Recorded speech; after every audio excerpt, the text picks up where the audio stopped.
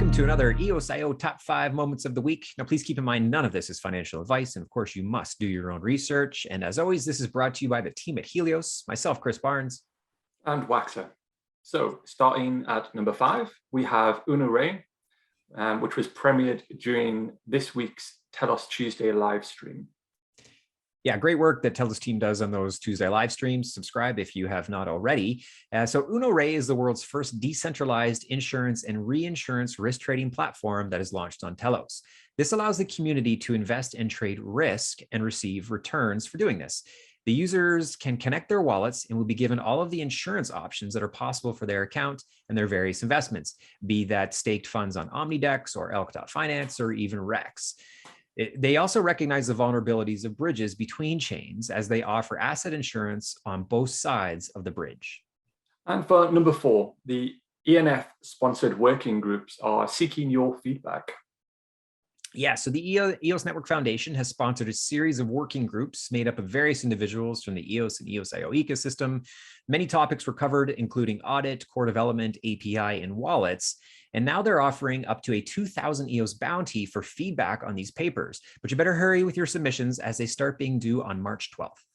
And for number 3, Proton Loan has added pegged tether USDT, Luna, and UST, which is Luna's main stable token. Yeah, so Proton Loan went live earlier this year when it's highlighted in our second episode of EOS.io Top 5 Moments. And at that time, it had a TVL, or total value locked, of $12 million USD, and it's currently sitting at 14.2 million. It will be interesting to see how this type of APY lending of UST will yield compared to the other stable token USDT, or Tether. USD, for those who don't know, but UST already has a very well-trusted staking loan platform in the Anchor protocol that yields 19.51% APY for depositors and has 14 billion in TVL. So their rate for borrowers is currently 13.38%, which is actually less than the deposit APY. We'll keep our eye on this one and see how it returns for the borrowing rates and how that evolves between the two tokens. The other thing that is worth pointing out is Proton Loan utilizes pegged tokens, which means there needs to exist a bridge between the native tokens chain and Proton's EOS.io chain. As we've seen in the recent $320 million wormhole attack with the Ethereum Solana bridge, using these bridge tokens does come with additional risk. For number 2, talking about IBC and inter-blockchain communication, Daryn from the UX Network was recently interviewed on our YouTube channel. Yeah, of course, a little shameless self-promotion, I suppose, but I did get a chance to spend an hour with Daryn from UX this past week. Daryn is a great guy and is incredibly intelligent, especially as it relates to tokenomics and incentive structures for blockchains. The interview covered a few topics from the UX network itself and it will be coming out with this year, which includes an AMM, automated market maker, collateralized Oracle, which they call QED, a KYC ID solution that's on chain for them, and a trustless IBC bridging technology. The IBC bridging technology will have many functions, one of which being proposed is to help establish a multi-token liquidity pool made up of the various EOS.io chains.